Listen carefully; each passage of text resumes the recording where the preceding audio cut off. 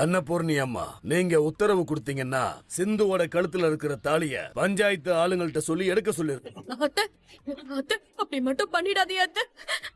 என் கழுத்துல இருந்து தாலியை எடுத்துட்டு ஏன்னா என் உசுரே போயிடும் அத்தை. என்ன கொன்ன பாவம் உங்களுக்கு வேண்டாம். என்ன விட்டுருங்க அத்தை.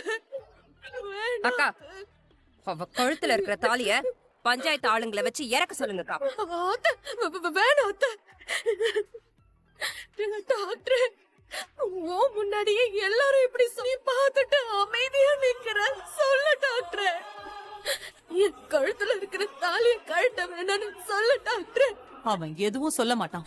அவனுக்கு செஞ்ச துரோகத்துக்கு நீ தண்டனை அனுபவிச்சே ஆகணும். இதுல ஏன் புள்ள இருந்திருந்தாலும் நான் இந்த முடிவை தான் எடுத்திருப்பேன். அக்கா, இவகிட்ட என்னக்கா பேச்சு? இவ கழுத்துல இருக்கிற தாலியை எடுக்க சொல்லுங்கக்கா. என் தாலி மேல கைய வச்சா அடுத்த நிமிஷம் என்ன பொணமாதே எல்லாரும் பாப்பீங்க. என்னடி நாடகம் ஆடிட்டு இருக்க? ஒழுங்கா இந்த டிவோர்ஸ் பேப்பர்ல கையெழுத்த போடு. முடியாது. கையெழுத்து போடலன்னா என்ன? சிவா கையெழுத்து போட்டாலே போதும். நீ கையெழுத்து போடுவா. இந்த டிவோர்ஸ் பேப்பர்ல கையெழுத்து போடு. கையெழுத்த போடு.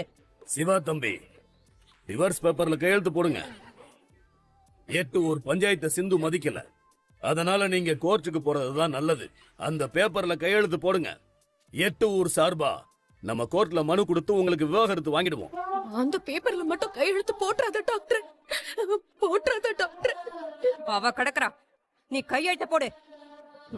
அவளால என்ன செய்ய முடியும்? கையெழுத்த போடு சிவா. என் உசுரே போயிரும். நீங்க சொன்னாதான் சிவா டிவோர்ஸ் பேப்பர்ல கையெழுத்து போடுவான். சொல்லுங்கக்கா. அத கையெழுத்து போட வேணான்னு சொல்லுங்க. போட வேணான்னு சொல்லுங்க. நீங்க தான் எங்க கல்யாணத்தையே நடத்தி வச்சியே.